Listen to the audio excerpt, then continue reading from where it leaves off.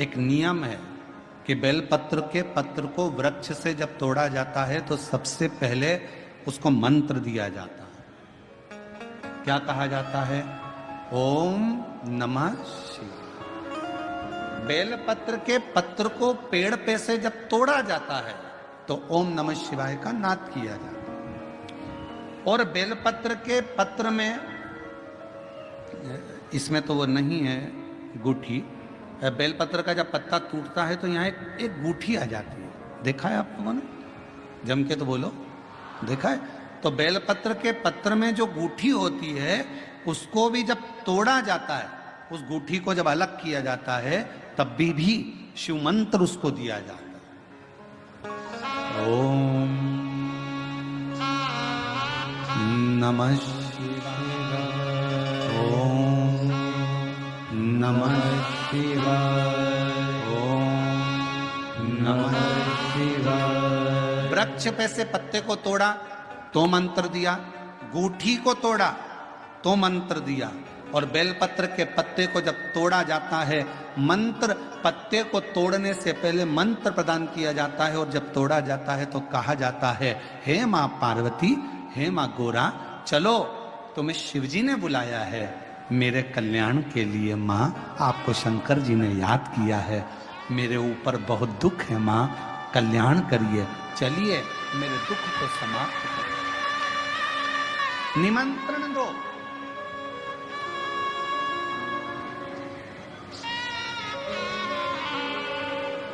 पहले नंबर पर क्या देना है बेलपत्र के पत्र को तोड़ने से पहले? जम के बोलो, मंत्र। दूसरे नंबर पर क्या देना है बेलपत्र के पत्र को चलने का? जम के बोलो, निमंत्रण। मां पार्वती जी से कहो, हे मां गोरा, हे मां पार्वती, हे मां चलिए, आपको शिव जी ने याद किया है। मां, हे मां पार्वती, हे मां गोरा, मेरे कल्याण के लिए, मेरे दुख को दूर करने के लिए, मेरी तकलीफों को हरने के लिए, हे मां गोरा, मेरे कष्ट को समाप्त करने के लिए, मां गोरा, मेरा भंडार भरने के लिए आपको शिव जी ने याद किया है, निमंत्रण दो।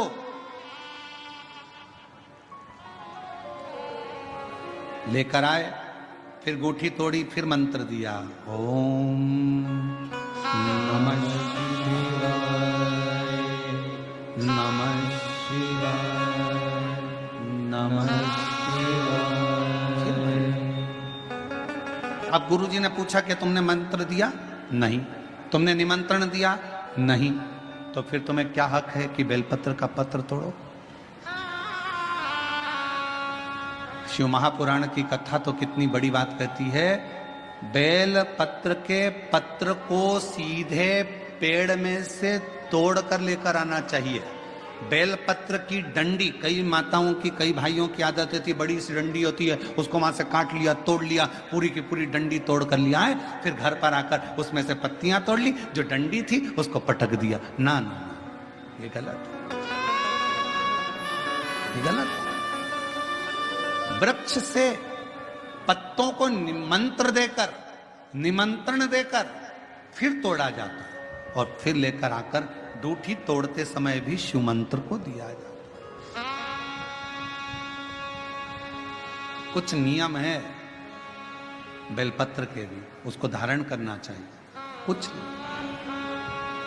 जैसे डॉक्टर की गोली खाने के भी नियम होते हैं। डॉक्टर साहब लिखते हैं कि सुबह ये गोली लेना, शाम को ये लेना, ये भोजन के पहले लेना, ये भोजन के बाद लेना, और सुनो इसको गर्म दूध से ले लेना, इसको पानी से ले लेना। अब मालूम पड़े तुमने सोचा कि मैं एक काम करती हूँ, कहाँ मेरा टाइम बर्बाद करूंगी, सुबह लो, शाम को लो, दोपहर में लो, तो तुमने सारी गोली एक साथ खा गई, और फिर डॉक्टर के पास गई, डॉक्टर साहब मेरे को तो आराम ही नहीं लग रहा, मैंने 3 बार 15 दिन से गोली खा रही हूँ, 10 दिन से गोली खा रही हूँ। डॉक्टर साहब ने पूछा गोली खा रही हो तो क्या तुमने नियम धारण करा? हाँ। क्या क्या नियम धारण करा? सुबह की गोली सुबह खाई, भूखे पेट की भूखे पेट खाई, भोजन के बाद की भोजन के बाद खाई? नहीं नहीं नहीं, मेरे पास समय नहीं रहता, इसलिए सारी की सारी एक साथ खा गई। डॉक्टर ने कहा इसीलिए तो दवाई असर नहीं कर रही है। दवाई खाने का भी तरीका होता है। आवाज सेट नहीं है भाई। दवाई खाने का भी तरीका होता है। दवाई को खाने का भी एक तरीका है, उस दवाई को खाओगे, आनंद पाओगे, स्वस्थ हो जाओगे, रोग मुक्त हो जाएगा। तो दवाई के खाने का भी तरीका है। उसी तरह गुरु कह रहे हैं, संत ने कहा कि तुमने गलती करी, तुमने करी। पहले मंत्र दो, फिर से बोलो, पहले मंत्र, फिर निमंत्रण, फिर दूठी तोड़ते समय फिर मंत्र, फिर ओम नमः शिवाय, ओम नमः शिवाय, ओम नमः शिवाय। फिर मंत्र के बाद निमंत्रण दो। माँ पा, हे माँ गौरा, साथ में बोलो, हे माँ गौरा, हे माँ पार्वती, चलिए आपको देवाधिदेव महादेव बुला रहे हैं मेरे दुख को काटने के लिए, कष्ट को मिटाने के लिए, तकलीफों को मिटाने के लिए। माँ आपको शिव ने याद किया है। पत्र लेकर फिर शिव के पास चले।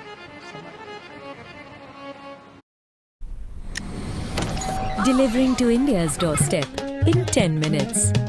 जाते हो कभी कभी, उत्तर दो जरा, जम के तो बोलो। जाते हो, जाकर पूछते हो सब्जी का भाव? अरे बोलो तो, क्यों भैया बैंगन क्या भाव है, क्यों भैया शक्कर क्या भाव है, क्यों भैया चने की दाल क्या भाव है, क्यों भैया अरहर की दाल क्या भाव है। सब्जी बिना भाव के नहीं मिलती, किराना बिना भाव के नहीं मिलता, फ्रिज बिना भाव के नहीं मिलता, सोना हीरा चांदी बिना भाव के नहीं मिलती, तो भगवान बिना भाव के कैसे मिल सकते?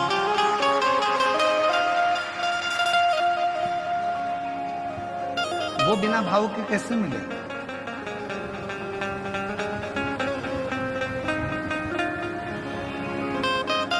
रुक्मणी जी ने भगवान को कभी नहीं देखा था। रुक्मणी जी ने भगवान कृष्ण का दर्शन भी नहीं किया।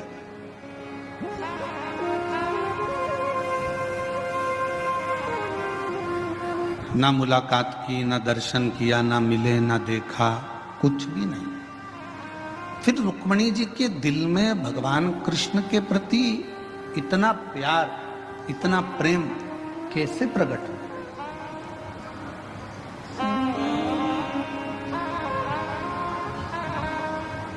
वो प्रेम प्रकट होने का कारण क्या था? तो शिव महापुराण की कथा कहती है कि रुक्मणी जी ने सत्संग किया था। प्रथम भक्ति संतन कर संगा, और दूसरी रति मम कथा प्रसंगा। रुक्मणी जी ने क्या करा? अपने पिता भीष्मक की गोद में आकर बैठ जाती थी। कोई आता था, आकर कहता था कि भगवान द्वारकानाथ ने पूतना को पछाड़ दिया, तृणावत को मार दिया, अघासुर को मार दिया, बकासुर को मार दिया। भगवान कृष्ण ने गोवर्धन पर्वत अपनी उंगली पर उठा लिया। भगवान कृष्ण ने अनेक अनेक प्रसंग, कोई आता और भगवान कृष्ण के प्रसंगों को सुनाता जाता। जब भगवान कृष्ण के प्रसंग रुक्मणी जी सुनती रही, तो अंदर एक प्रेम का भाव जागृत हुआ, एक प्रेम प्रकट हो गया।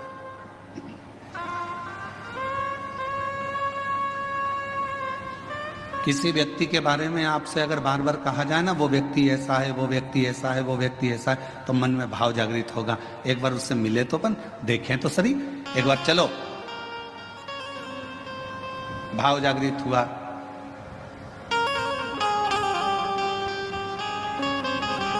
कल हम विशाल संचेती जी से कह रहे थे कि विशाल जी, आप 2-4 बार तो कुबरेश्वर धाम आ गए होंगे। तो विशाल संचेती जी कह रहे थे, नहीं गुरुजी, 2-4 बार नहीं, ना जाने कुबरेश्वर धाम पर क्या है, मैं 8 से 10 बार कुबरेश्वर धाम पहुंच गया, बाबा के धाम पर।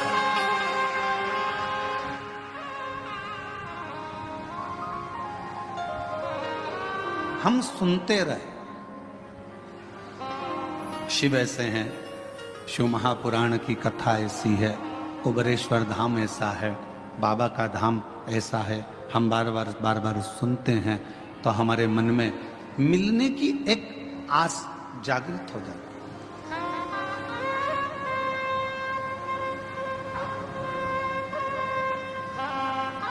है। लड़का लड़की से शादी करने को तैयार नहीं था। लड़के ने सोचा था अभी मैं पढ़ाई करूंगा, अभी शादी वादी नहीं करूंगा। पर लड़के की बहन ने, लड़के की माँ ने, लड़के के रिश्तेदारों ने लड़की की खूबियां बताना प्रारंभ करी। इतनी बढ़िया है, ऐसी है, इतनी जोरदार, लंबे लंबे बाल हैं, बड़े बड़े आंख है, उसके सिर पर बिंदी अच्छी लगती है, पढ़ी लिखी है, उसने ये एजुकेशन करा है, ये कोचिंग करी है, ये जानती है, सिलाई जानती है, कढ़ाई जानती है, बनाई जानती, सब जानती है, उसको सब आता है। तो लड़के के मन में आया, जब इतनी तारीफ कर रहे हैं तो एक बार जरा मिलने में जाता क्या है, मिले तो सर। जब लड़की से मिलना हुआ, उसने देखा कि जो घर के लोगों ने कहा था बिल्कुल वैसा ही है, पढ़ी लिखी भी है, मेरे लायक भी है, तो लड़के ने हाँ भर दिया। लड़की से कहा गया तू एक बार मिल तो सही, लड़का ऐसा है, वैसा है, ये है, वो है। तो उसने कहा मिलते हैं। सुना,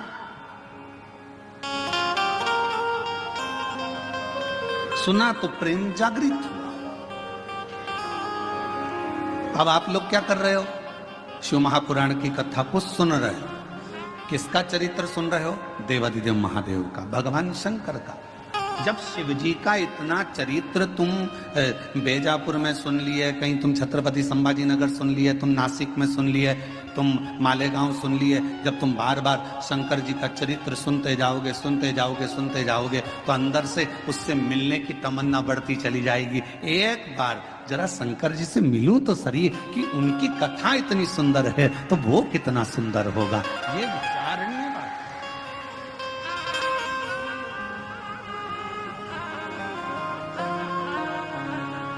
हमारे दीनानाथ जी एक लाइन गाते हैं, तेरी प्रतिमा इतनी सुंदर, तू कितना सुंदर।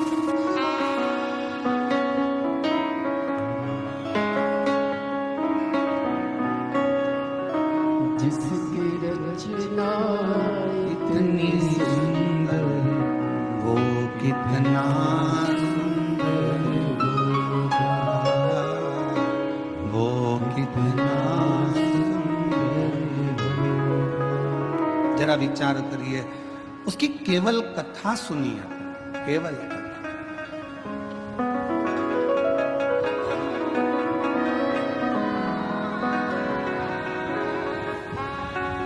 रुक्मणी जी ने केवल भगवान कृष्ण के विषय में सुना था, और फिर रुक्मणी जी का विवाह शिशुपाल के साथ जब पक्का किया तो रुक्मणी जी ने पत्र लिख दिया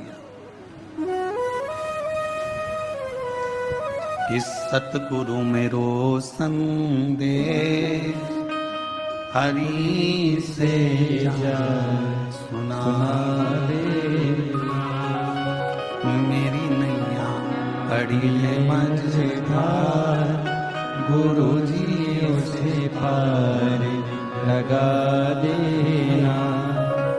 पत्र लिख दिया, पत्र लेकर ब्राह्मण देवता को भेज दिया। द्वारकाधीश के पास पत्र पहुंच गया। द्वारकानाथ ने कह दिया कि रुक्मणी जी से कह दो कि श्रृंगार करके जगदम्बा के मंदिर पहुंच जाए, मैं तुझे लेने के लिए पहुंच जाऊंगा।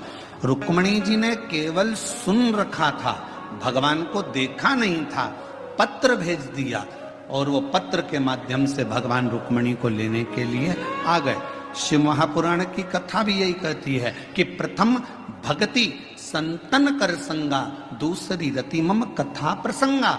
ये दो भक्ति की सीढ़ियां हैं। अगर किसी ने कथा सुनना प्रारंभ कर दी और कथा सुनते सुनते अपना चित्त, अपना मन भगवान में लगाना प्रारंभ कर दिया, तो समझ लो कि शिव जी को मिलने में देरी नहीं होगी, भगवान शंकर जरूर।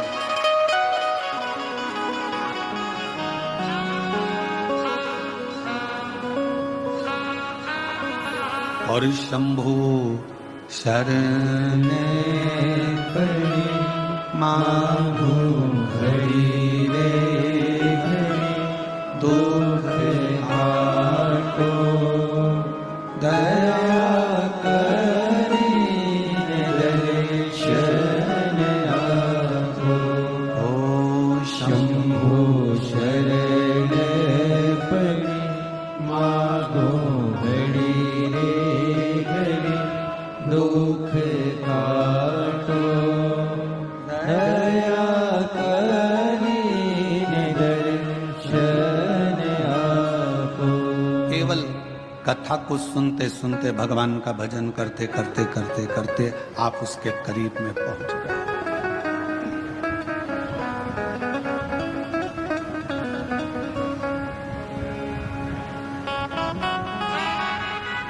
सीढ़ी का काम है छत तक पहुंचाना।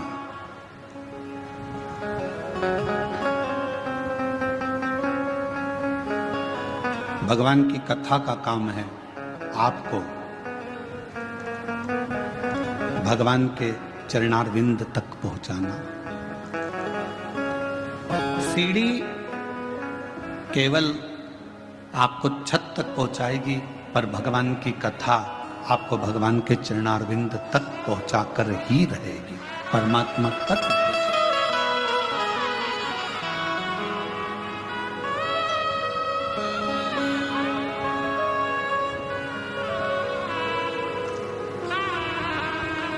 जब हम संत ज्ञानेश्वर मावली जी के यहाँ कथा करने के लिए बीड़ में आए, तो आप में से कई लोग आए होंगे बीड़ में कथा में भी। तो संत ज्ञानेश्वर मावली जी के यहाँ कथा में जब बीड़ में पहुंचे तो वहां पर एक बच्चे ने एक प्रश्न किया, और वो वहीं बीड़ का रहने वाला था। सोनी जी के कोई परिचित थे बीड़ वाले, उनके परिचित में था। उसने कहा, गुरुजी आपके कितने दोस्त हैं?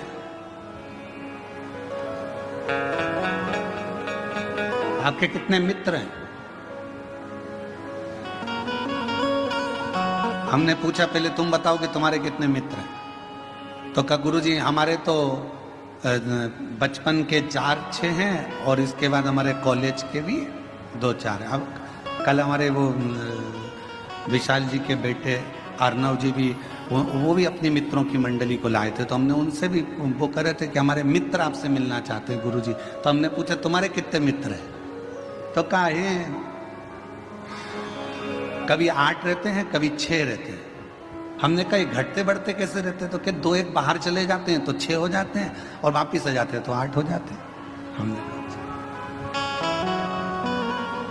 अब बीड़ में संत ज्ञानेश्वर मावली जी के यहाँ जब कथा करने के लिए पहुंचे, बीड़ में महादेव महाराज जब कथा कराए, तो वहां पर एक प्रश्न बीड़ के एक बच्चे ने पूछा कि आपके मित्र कितने, आपके दोस्त कितने? हम उस समय पर थोड़ा जल्दी में थे, आखिरी दिन की कथा थी।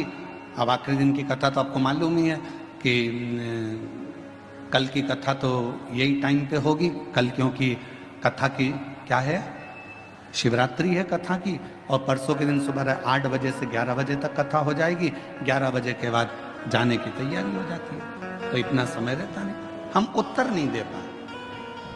तो वो बेटा अगर कथा सुन रहा हो तो हम कहेंगे, उसने प्रश्न किया कि आपके कितने मित्र हैं, आपके कितने दोस्त हैं? तो मैं उससे कहना चाहूंगा, शरीर के और धन के ढेरों दोस्त हो सकते हैं, पर मन का तो केवल एक शिव ही दोस्त है। इस मन का, तुम्हारे पास में धन बढ़ता जाएगा तो आपके दोस्त बढ़ते चले जाएंगे, मित्र बढ़ते चले जाएंगे, सखा बढ़ते चले जाएंगे, रिश्तेदार बढ़ते चले जाएंगे, पहचान वाले बढ़ते चले जाएंगे। तन अच्छा है, शरीर में कोई रोग नहीं है, तो तुम्हारे दोस्त बढ़ते चले जाएंगे। शरीर में अगर एक भी रोग आ गया, तुम हॉस्पिटल में पड़ गए, और शरीर अगर बेकार होना चालू हो गया, धीरे धीरे दोस्त कम हो जाए।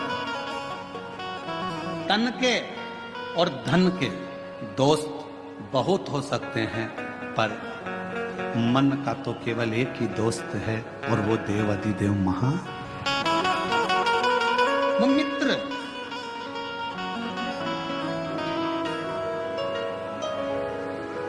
पेज बनाने के लिए राइट हैंड से fabric do it yourself investors के लिए,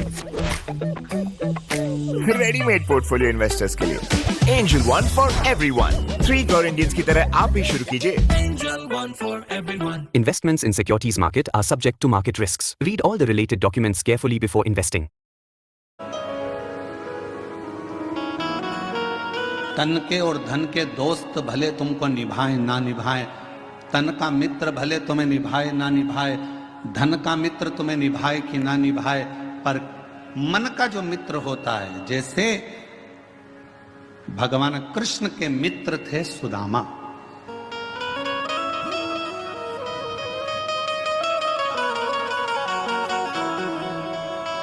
और सुदामा जी को निभाया भगवान कृष्ण ने। भगवान राम जी के मित्र थे निषाद राज, और निभाया भगवान राम ने। आप भी अपनी जिंदगी में एक मित्र शिव को बना लो, आप भी अपनी जिंदगी में एक मित्र देवाधिदेव महादेव को बना लो। और अगर शिव तुम्हारे मित्र बन गए तो ये निश्चित है कि तुम निभाओ कि ना निभाओ, पर मेरा देवाधिदेव महादेव तुमको निभाता जरूर।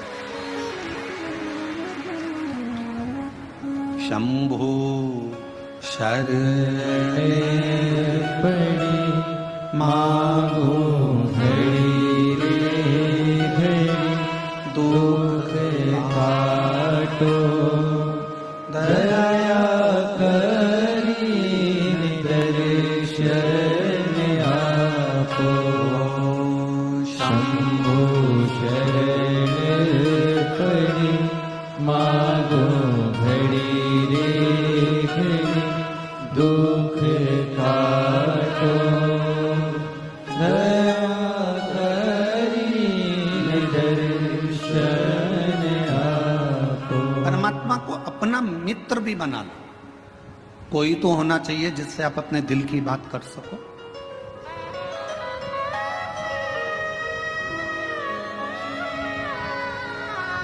और तुम निभाओ ना निभाओ, वो निभाना जानता है।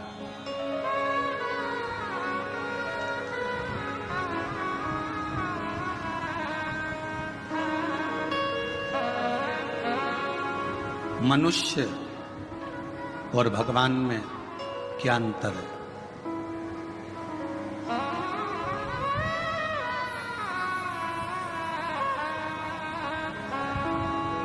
मनुष्य और भगवान में क्या अंतर है?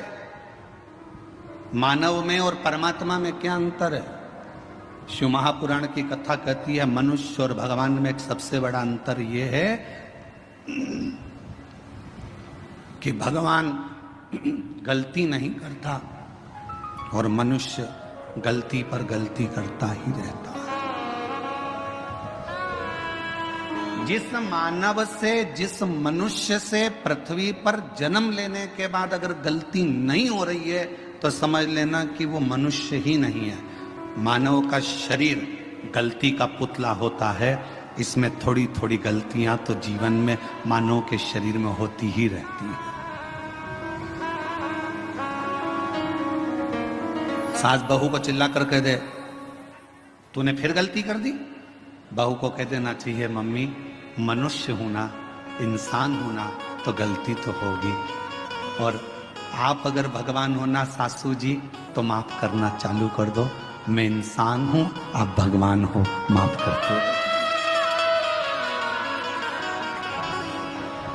आप अगर भगवान हो तो माफ कर दो। और अगर आप भी इंसान हो, आप भी जब बहू बनकर आई थी, जो गलती मैं कर रही हूं आपने भी अपने बहू के जमाने में करी होगी। हो सकता है मैं सोकर लेट उठ रही हूं तो जब तुम नहीं आई थी ना मम्मी, तब तुम भी हो सकता है कि लेट उठती होगी। भगवान हो तो माफ करना सीखो, और अगर मैं जैसी हूं, मैं भी एक गलती का पुतला हूं, आप भी गलती का पुतला हो। गलती मनुष्य से होती है, मेरे से भी गलती हुई है, आपसे भी गलती हुई है, तो अपन एक जैसे हैं। इसलिए अपनी जिंदगी में परमात्मा के भरोसे छोड़ते चलो। जो गलतियां हैं वो परमात्मा माफ करता रहेगा। आप अपने जीवन को जीते चलो, जीवन जियो।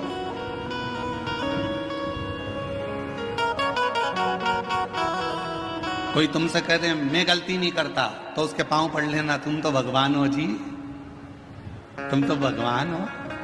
तुम ही में सब कुछ दिखता है। तुम ही राम हो, तुम ही कृष्ण हो, तुम ही शिव हो, तुम ही जगदम्बा हो। जो कहे तुमसे कि मैंने जिंदगी में कोई गलती नहीं करी, समझ लेना उसको पांव पकड़ कर कह देना कि तुम भगवान हो।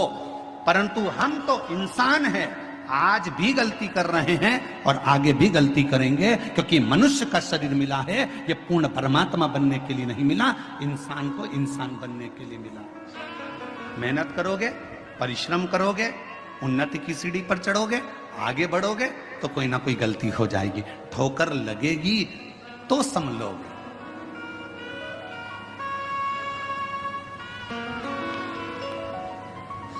अच्छा बोलो री जीजियों, ओ बेजापुर वाली, उत्तर देना। पहले दिन तुम कथा में आगे बैठने का रास्ता ढूंढ रही थी, बोलो सही है कि गलत है?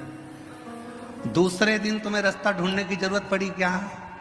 तुमको मालूम था इधर से शॉर्टकट है, खेत में से निकल के उधर से कूद के इधर से आके इधर से भर आना है और यहां जाके बैठ जाए, जगह क्लियर।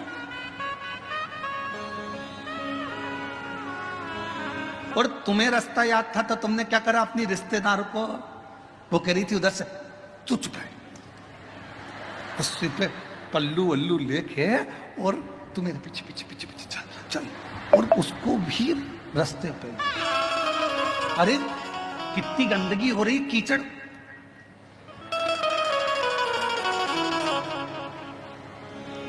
चल इतनी और घुमाती फिराती कीचड़ में, और उसकी भी चप्पल हो गई कीचड़ में। चप्पल को जान दे चूल्हा में, तू चल। और चप्पल रख ली झोला में और कथा में आगे लाकर बिठा दिया। जब दोनों चली तो फिर सहेली ने कहा कितनी जोरदार जगह मिल गई थी ना बैठने के लिए, इतनी अच्छी जगह, ये तो सोचा ही था। अब चप्पल तो जैसी कथा पूरी हुई रोड पे निकली और निकलते सी पानी की बोतल में चप्पल घिस घुसा के तैयार करके पाँव में पहन के फिर पल्लू। अब जरा विचार करिए, पहले दिन जगह ढूंढने में थोड़ा परिश्रम लगा, दूसरे दिन तुम्हें खुद जगह मिल गई, तीसरे दिन तुम अपनी सहेली को भी बिठा ली, चौथे दिन अपने परिवार वालों को भी बिठा ली और जगह तुम्हारे पास हो गई। एक सच्चा भक्त, भगवान शिव का एक परम भक्त ऐसा ही होता है। पहले संघर्ष की जिंदगी जीते जीते मंजिल तक पहुंचता है, फिर सबको उस स्थान तक पहुंचा देता है कि ये स्थान मैंने देखा है, ये शिव का धाम मैंने देखा है, ये भगवान का नाम मैंने देखा है, चलो यहाँ चलकर बैठते हैं, चलो यहाँ चलकर स्मरण करते हैं, चलो।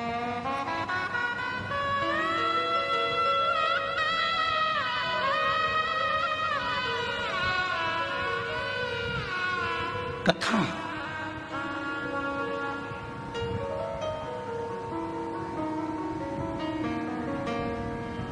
कोई तुमसे कहे कि मैंने जिंदगी में कोई गलती नहीं करी, कह देना तुम भगवान हो, तुम भगवान हो।